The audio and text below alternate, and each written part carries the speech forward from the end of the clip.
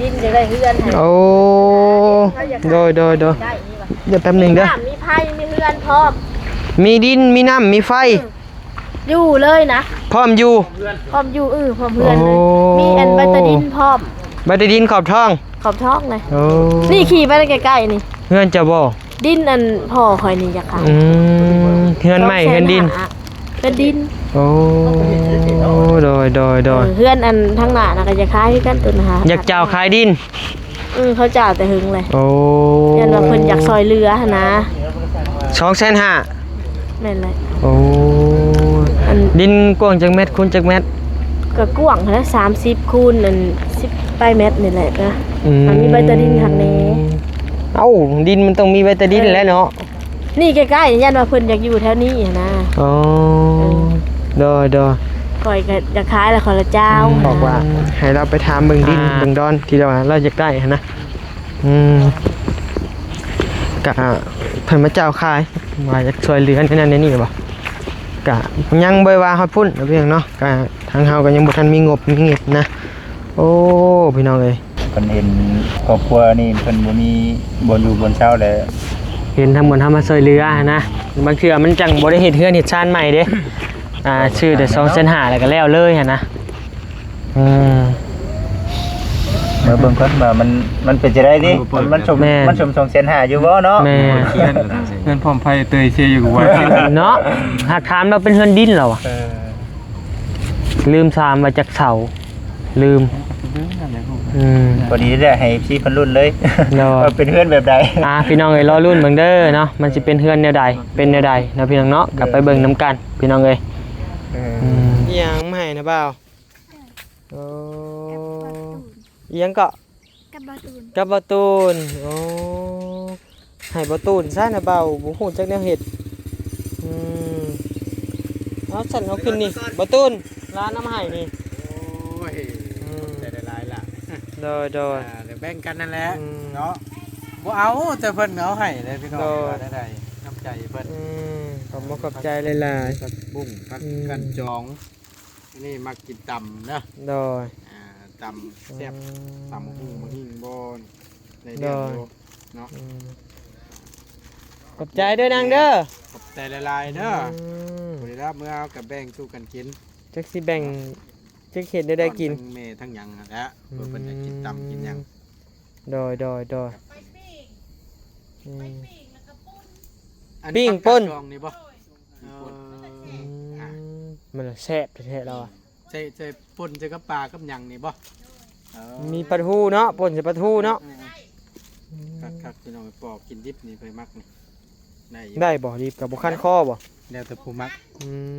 แล้วแต่ผู้มักคือว่าโดยขอบใจเด้อพ่อเด้อเอาให้อีกเลยอันนี้ฮะสิให้จะสูบยาอยู่บ่สูบอยู่ไว้ซื้อยาสูบ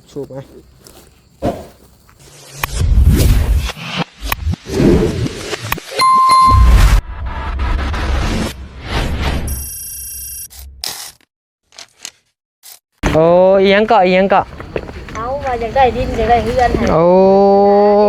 โดยเดี๋ยวแป๊บนึงเด้อมีไผ่มีเฮือนพร้อมมีดินมีน้ำมีไฟอยู่เลยนะพร้อมอยู่พร้อมเฮือนเลยมีอันใบตะดินพร้อมใบตะดินขอบท้องเลยนี่ขี่ไปใกล้ๆนี่เฮือนจะบ่ดินอันพ่อคอยนี่จะขายเฮือนใหม่เฮือนดินเป็นดินโอ้โดยเฮือนอันทั้งหน้าน่ะก็จะขายกันตัวนะคะอยากเจ้าขายดินเขาจ่าแต่หึงเลยโอ้ยันว่าเพิ่นอยากซอยเรือนะ2.5แม่นเลยโอ้ดินกว้างจักเม็ดคูณจักเม็ดก็กว้างนะ30คูณอัน10ปลายเม็ดนี่แหละนะมันมีใบตะดินข้างนี้เอ้าดินมันต้องมีใบตะดินแล้วเนาะนี่ใกล้ๆยันว่าเพิ่นอยากอยู่แถวนี้นะอ๋อโดยคอยก็จะขายแล้วขอละเจ้านะตอนนี้เหมือนเฮาก็ยังบ่ว่าฮอดขันพุ่นเนาะเนาะก็อยากว่าอยากได้ดินเปล่าว่างถ้าว่ามีราคาดำ 2-3 หมื่นนี่นะดินแบนปันแบบว่า10เมตรคูณ20บ่นี่นะเพิ่นก็จะแบ่งให้ซินี่นะก็ยังบ่ได้ว่าอยากได้ฮอดเฮือนฮอดชานดอก เนี่ยอยากได้ดินแถวนี่แหละนี่แถวหมู่ใกล้แถว10 เมตรคูณ20 เมตรอย่างนี้แหละ นี่บ่แถวใกล้ เด้อ ลงได้ลูก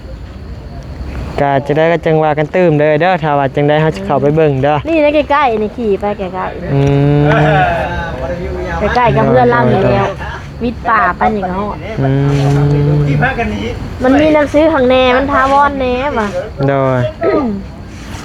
อืม เพิ่นจะขายคนละเจ้าว่ะ ราคา 2,500,000ดิน 2,500ลดได้บ่ ไปต่อน้ำเล่าเบิ้งเฮ้ยเล่ากับสิรุดอยู่ดอกเราผู้ขายกับบ่มีเงินคือกันว่าจะ โอ้ ขาย โดยโอ้อันรถถีบนี่มันทนอยู่บ่เอ้ยทนน้ำอยู่บ่ มันก็จังหวะแบ็คมันก็เสื่อมได้ปีหนึงมันก็เสื่อมแล้วแบ็คมันน่ะซื้อใหม่ยัง บ่อันนี้มันบ่เป็นหยังบ่ลุยน้ำกะ คันถึกแบ็คมันก็ซอด อืม มันตีนมันบ่เป็นหยัง นี่แหละพี่น้องอยากได้รุ่นนี่แหละให้น้องเพิ่นน้องพี่น้องเนาะรุ่นธรรมดา 4-5,000 บาทนี่บ่แม่นบ่ ซื้อตะกี้4 ล้าน โอ้ เดี๋ยวนี้จักเท่าใด โดยเออ ลูกก็ลงขี้ดมแล้วไปแล้วไป โอเคเอ้ยจังได้ก็จังว่ากันเด้อโดย เอ เอ อ พี่น้องเอ้ยแล้วก็มาเจ้าขายดินแล้วพี่น้องเนาะเพราะว่าบ่นิวบอกว่าให้เราไปถามเบิ่งดินเบิ่งดอนที่เราอยากได้หั้นนะกะเพิ่นมาเจ้าขายว่าอยากช่วยเหลือนั่นนี่บ่กะยังบ่ว่าฮอดพุ่นเพี่น้องเนาะกะทางเฮาก็ยังบ่ทันมีงบมีเงิบนะโอ้พี่น้องเอ้ยน้องชายใหญ่พี่น้องเอ้ยใหญ่อีหลีอันนี้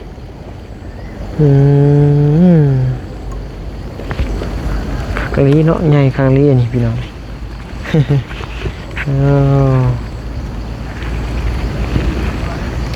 โอ้พี่น้องเลยพี่น้องเลย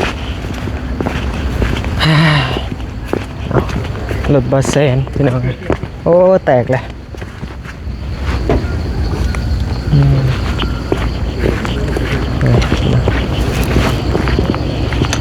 อันนี้บ่ฮู้ว่าจะเข้าไปบ้านใช่อันนี้เนาะบ่ยังบ่ถามเถื่อเพิ่นเนาะสบายดีเด้อพี่น้องโดยสบายดีหนุ่มชายชะกันพี่น้องเอ้ย เพิ่นว่าเท่าไหร่ด่ะ เพิ่นมาเจ้าขายดินกี่นี่2,500,000เพิ่นว่า เท่าไหร่ล่ะกว้างบ่ เช่า30คูณ10ไป 2,500,000 แม่นบ่ประมาณนี้แหละ เพิ่นว่าเครื่อง มีเฮือนเพิ่นว่า มันก็ถ้ามาเบิ่งสภาพเพื่อนมันโอเคกะมันก็ซื้อเนาะ แม่ มีเฮือนมีไฟมีน้ำ แม่น ออกมาทางตัวนี้เนาะ คะแนนเพื่อนมันโอเคก็สิได้อยู่คักอยู่ เลยเนาะ โดย เลยสิน่ะ แม่นแหละ ต้องเบิ่งก่อนเนาะ ต้องไปเบิ่ง แม่ต้องไปเบิ่งจริงจริง อีกทีพิจารณาเบิ่งเนาะ โดย เดี๋ยวน่าช่วยกันเนาะ เดี๋ยวจังได๋ก็เดี๋ยวสิค่าคะแนนว่านั่นก็เดี๋ยวสิล้มกับเพิ่นถ้าว่านี่ได้ก็ลองแล่นขับไปเบิ่งว่ามันเพิ่นว่าใกล้ๆอีกนึงเพิ่นว่าเดี๋ยวสิแล่นขับไปเบิ่งนํกัน เบิ่งว่ามันสิได้เนาะ โดย บ่ได้ก็เพิ่นเห็นครอบครัวนี่เพิ่นบ่มีบ่อยู่บนเช้าแล้ว เห็นทั้งหมดทำมาช่วยเหลือนะบางเทื่อมันจังบ่ได้เฮ็ดเฮือนเฮ็ดชานใหม่เด้ชื่อแต่2,500,000แล้วก็แล้วเลยหั่นนะเมื่อเบิ่งก่อนว่ามันเป็นจังได๋ดิมันชม2,500,000อยู่บ่เนาะ แม่ เพื่อนพร้อมไผเตยเชียร์อยู่กับว่า เนาะหากถามเราเป็นเฮือนดินแล้วอ่ะลืมถามว่าจากเสาลืม พอดีได้ให้พี่เพิ่นรุ่นเลย เนาะ ว่าเป็นเฮือนแบบใด พี่น้องเอ้ยรอรุ่นเบิ่งเด้อเนาะมันสิเป็นเฮือนแนวใดเป็นแนวใดเนาะพี่น้องเนาะกลับไปเบิ่งนํกันพี่น้องเอ้ยบ่ได้กันเนาะ จักชื่อแนวใดลืมบ่ถามเลย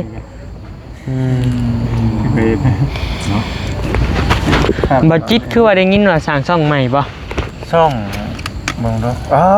ยังบ่ทันได้บอกเนาะ โดยังได้ พ่ออยู่เฮือนไอ้ดีน่ะเป็นช่องใหม่ได้กันติ คือว่าผ่านแล้วตัวนั้น แม่นไม่บ่ได้ก็ช่องใหม่อีกเนาะ ใหม่อีกแล้วว่ะ บ่าวบ้านโคกใหญ่ บ้านนี้บ้านโคกใหญ่ แม่น โอ้ AI ชื่อเด้อบ้านโคกใหญ่นี่ชื่อของเรานี่แหละไปนำไปปิดรถพี่น้อง บ่แฮง ยอก บ่าวบ้านโคกใหญ่บ้านเล็กๆบ่ได้ มั่นใจไปได้ ยังบ่มั่นใจปานใด โดยยังบ่ฮู้ว่ายังคนที่3นะ โดยผู้ที่ตั้นเท่าไหร่เลยไอ้ 600กว่าทานแล้ว ใช้เปิดเบิ่งดูเปิดให้ FC เฮาเบิ่งเบิ่งดู ซ่าอยู่นะ พอให้เพิ่นไปกดติดตามให้นะ โอ้700แล้ว โอ้ 700แล้ว ใช่ๆๆ เบาบันโคกใหญ่แล้วก็300เนาะ เดี๋ยว ชั่วโมง นี่ นี่ 1,000น่ะคนใหม่ โอ้พี่น้องเอ้ย มันคือเก่าบ่ บ่อยมันผ่านนะบ่4,000ชั่วโมงผู้บ่เดี๋ยวนี้ เดี๋ยวนี้บ่ แต่ว่าเดือนหนึงดิเดือนหนึงธันวานั่นแม่น 8,000 เนาะมันนี่ คะแนนเดือนหนึงบ่ผ่านเลย 8,000บัดนี้ บ่อีก6เดือน คะแนนยังบ่ผ่านเลย 8,000 ภายใน6เดือนนี้ตอนนี้บ่ผ่านน่ะถือว่าคนใหม่ดิ ขึ้นไหมบัดนี้ คน 2,000แล้วก็ 8,000 สมมุติ แต่ว่าถ้าผ่านภายในกัน6เดือนนี่คือเก่า ในเก่าอยู่ บ่อยู่ทันเลยดิ เรารุ่นลงไปยังอีก300กว่าทานพี่น้องเอ้ย จักเดือนแล้วอันตัว ซอยหน่อยเด้อพี่น้องเอ้ยเนาะซอยไปติดตามเบาจิตแน่พี่น้องเอ้ยอยู่ต้นได้ ฮอดแล้วบ่สอง หัวอกของ อันไหนลูกใหม่เจ้านะ หัวอกยูทูบเบอร์คือกันพี่น้องเอ้ยเนาะ เล่าหน่อยกับแม่ เฮายังบ่ได้หยังจะดีเด้อ เจ้าบ่ได้ลบบ่ ลบเลยลบแล้ว ลบคลิปเลยบ่ ลบแล้ ก็ ว ถามอ้ายเพิ่นและผู้มีประสบการณ์นะอ้ายก็ ก็ บ่ บ่ รี รี แล้ แล้ว วก็ยังกลับขึ้นมาเลยเนาะ เนาะ งานนี่นะบ่ได้กันเนาะมันต้องงาน ผิดคดีเลยนะ เฮาเนี่ยคนนึง แล้วก็ถ่ายลงปกติมัน สบายแล้วบาลี ตัวนี้ YouTube กัน จะมีแต่ช่องน้อยนะสมัยกลับมาอีกว่า โอ้แสดงว่าช่องที่ว่า ก็สิกลับมาเบิดทุกช่องกันแหละวันนี้เราสิมีสิช่องขาช่องผู้เขากลับมาทันบ่ หลายช่องวันกลับมาเลย เอา เนาะ ก็4ช่องได้นี่ครับว่ากลับมาก็ เฮาน่ะบ่ได้กลับบ่ได้หยังก็3ช่องเดียวนี่ เอานะ ไอ้ช่อง เก่งดิ แต่ว่าบ่ได้ลงในช่องหนึ่ง ให้คลิปลงข่อย ย่อมแหละ ช่องนั้นช่องว่าแสนชาแนลอ่ะข่อยยังบ่รู้คลิปหลายมื้อ3มื้อแล้วจัก ถ่ายไว้บ่เลยเนาะ ที่จริงลงพี่น้องเพิ่นก็เบิ่งให้อยู่ก็บ่ได้แต่ว่ามันอยู่ที่เฮาครับ หาคลิปบ่ทัน ในคลิปทันมัน มันหลายเกิน เบี้ย เนาะ เฮาเนี่ยมันคือ แต่ลงไปเพิ่นก็เบิ่งให้อยู่ได้ช่องกันสำรองให้ก็ อืม เอ๊ะช่องนี้ข่อยว่าไง เรียนสลายอยู่แต่ว่าเอาหมดแล้วนี่ ที่กัน 2 วันเด้อ2 วันเลยไว้เอาไว้ลงคลิปอ่ะ ที่กันบ่ต่างกันแต่ยังว่า2วันข่อยเดือนนึงน่ะ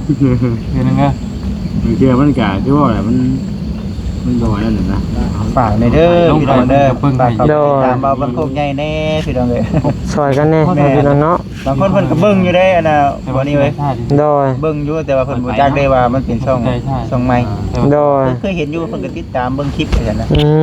มโดย บ่ได้กดติดตามเพิ่นคือว่าเคยติดตามเลยนะว่าซั่นน่ะ โดยเพิ่นบ่ฮู้เนาะ แม่น ก็ผ่านแน่พี่น้องเอ้ยฝากติดตามใหม่แน่กับเบาแอนเนาะเบาแอนกะมานำกันมื้อนี้พี่น้องเอ้ยเนาะสบายดีเด้อกะ ๆเห็นบ่เห็นเนาะ โอ้เพิ่งได้จังสิได้พ่อกับเพิ่นเลย จักเดือนแล้วบ่เห็นกัน โอ้ตั้งแต่จะไปกับไอ้เตียง เป็นปีแล้วเนาะพุ่นเลย บ่ ติ ฮอดตั้งแต่เฮือนน้องอูน้องอีเอ้ยบ่แม่น ต้องยังก็บ่ได้ต่างกัน จากเฮือนไผเฮือนน้องน้องตันพวก แม่น อืม อยู่ในมือ เออ คิดอย่างไร กับเบาใบา ยังไม่รู้เลย เบาค่ำ ช่องนี้มันมี เอออืม มันนี่กับปูไปเว้ยมาเพื่อจะได้เห็นหมู่คู่ไว้ ผู้เดียวลอง เด้อ ลายกับมีแต่ไปคนเดียวนั่นแหละ อืม FC เห็นนั่นแหละ เด้อไปโอเคเด้อจังได๋ก็ฝากติดตามทุกคนพี่น้องเอ้ยเนาะ โอ้ย จังได๋ก็จังว่ากันอีกเทื่อนึงเนาะพี่น้องเนาะโดยนะ ไปดี อีหยังมาให้นะบ่าวโอ้อีหยังก็ กับบาตูน กับบ่ตูนโอ้ให้บ่ตูนซะนะบ่าวบ่ฮู้จักแนวเฮ็ดเอาสั่นเอาขึ้นนี่บ่ตูนร้านน้ำให้นี่ โอ้ยได้หลายล่ะ โดย เดี๋ยวแบ่งกันนั่นแหละ เนาะ เนาะบ่เอาแต่เพิ่นเอาให้เลยพี่น้องได้น้ำใจเพิ่น ขอบคุณขอบใจหลาย ผักบุ้งผักกันจองนี่มากินตำนะ ๆโดย ตำแซ่บ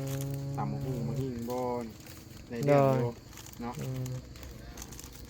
ขอบใจเด้อนางเด้อ ขอบใจละลายเด้อบุรีรัมย์เมื่อเอากับแบ่งสู้กันกิน จักสิแบ่งจักเฮ็ดได้กิน ทั้งเมทั้งหยังนั่นแหละเพื่อเพิ่นจะกินตำกินหยัง โดยอัน ปิ้งป่น ผักกาดดองนี่บ่ มันแซ่บแท้ๆเราอ่ะ ใส่ป่นใส่กับปลากับหยังนี่บ่ มีปลาทูเนาะป่นใส่ปลาทูเนาะ คักๆพี่น้องปอกกินดิบนี่ไปมักนี่ได้อยู่ ได้บ่รีบกับบ่คันคอบ่ แล้วแต่ผู้มัก อืม แล้วแต่ผู้มักคือว่า โดยใบใหญ่ เอาหมอน้อยมาให้อีกเลย โดย โอ้ยเนาะ อันนั้นก็แม่นอีกบาทนี่เก็บให้มันเลยบาทนี่พี่น้องเอ้ยอืม ใบใหญ่นาน ขอบใจอืมโอ้โดยขอบใจเด้อพ่อเด้อ ๆใจละลาย เอาให้อีกเลย โดย อันนี้ฮะใช่จะสูบยาอยู่บ่ ถูกอยู่ ไว้ซื้อจะสูบอ่ะอืม มันเป็นสมุนไพรนะมันเกลือนี่เนาะ เอ ใบ อ ยานางโมน้อย โดยขอบใจเด้อพ่อเด้อ ขอบใจดีแห้งเด้อ โดยอยู่ดีมีแฮง มา กัน ลำด้วย โดยโอ้ยพี่น้องเอ้ยหาแต่คนนั่นคนนี่คนของป่ามาให้ได้พี่น้องเอ้ยไอ้ต้นได้อีกแล้วนี่ อย่างน้อยบาด หมอน้อยอีกแล้ว เอาน้อยอีกเด้อ โอ้ยสิให้แม่ น้องเด้อ หาใส่แม่เอาเฮ็ดหมอน้อยให้กินก่อน ยาดีได้นี่นะ โอ้ ได้ดิ คักลีสันพี่น้องเอ้ยสับสิกินของป่าเนาะพี่น้องเนาะสบายดีเด้อบ่เมฆ สบายดีเด้อพี่น้องเด้ โอ้ อย สบายดี เอาให้ก็เอาพี่น้องเอ้ยเฮ็ดได้ซะนี่อันนี้ก็น้องเพิ่นให้นี่สับสิกินบัดนี้เฮา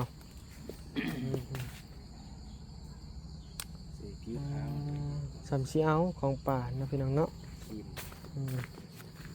เบิ่งบันนี้สิพายางเลาะเบิ่งเรือนชานแบบเต็มพิกัดก่อนเนาะพี่น้องเนาะเต็มคาราเบลก่อนอันนี้เรือนลูกเช้าเพิ่นว่าแต่ว่าบ่มีไฟอยู่แล้วใครแต่มีไฟฟ้าได้พี่น้องเอ้ยเรือนชานละเนาะใครแต่มีไฟมีหยังพี่น้องเอ้ยโอ้น่ะก็เฮือนห้างเนาะพี่น้องเอ้ยยาแหละบัดนี้บ่ขึ้นไปดอกพี่น้องเอ้ยโอ้บ่มีหยังได้นี่กะ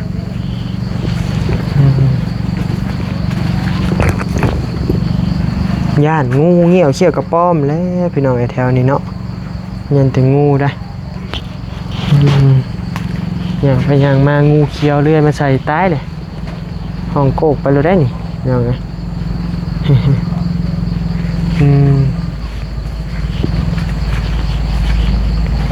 โอ้อันนี้สวนผักสวนหญ้าแล้วนี่พี่น้องเอ้ยบ่มีหยัง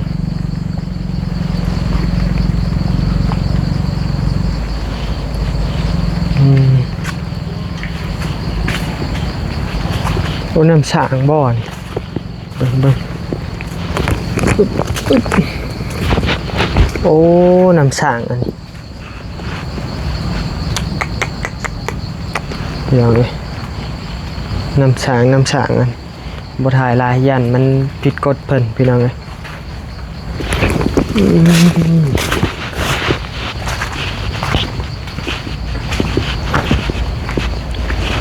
อันนี้ปลูกฟักอัน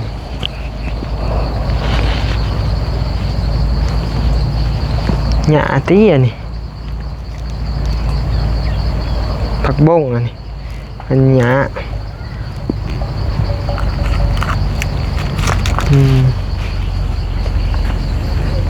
หญ้าอันนี้ก็ผักอันนี้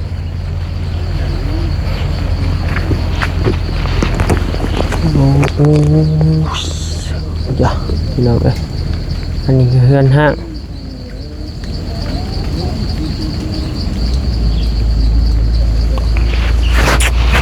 เนี่ยพาอย่างพาทั่วเบิ่งเฮือนน้องเพิ่นเนาะพี่น้องเนาะ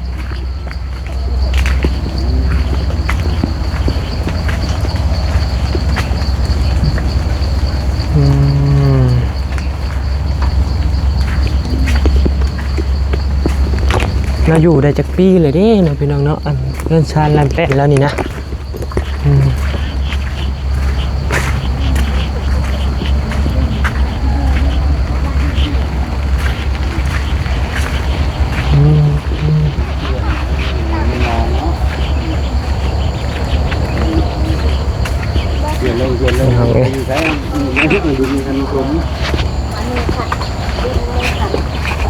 อันนี้ก็กระตูบแล้วพี่น้องเอ้ยกระตูบพอแล้วอันนี้เนาะ ที่ทำมือบ้านสกันนี่นะ อันเท่าไรอ่ะนะอันที่ตัว ป่าเลยพี่น้องเอ้ยอันนี้เนาะ เขาทอดหมดแล้วแต่เขายังมาทันในทางเขายังบ่มีเวลา จังหวะกัน ทัน พี่ ว่า น้อง ดินบนเฮาใหญ่เลยทันจัก อันนี้เฮือนหลังใหญ่พี่น้องเนาะเฮือนที่เราอยู่ปัจจุบันนี้พี่น้องเอ้ยใส่ไม้อันนี้แหละเฮ็ดเอาเสามันก็ได้ไม้ในป่านี่แหละเนาะนี่ก็รถจักรห้างรถเวียดรถจีนพี่น้องเอ้ยเนาะบ่แม่นรถไทยได้รถจีนจะขี่ได้บ่หรือบ่ได้รถซาน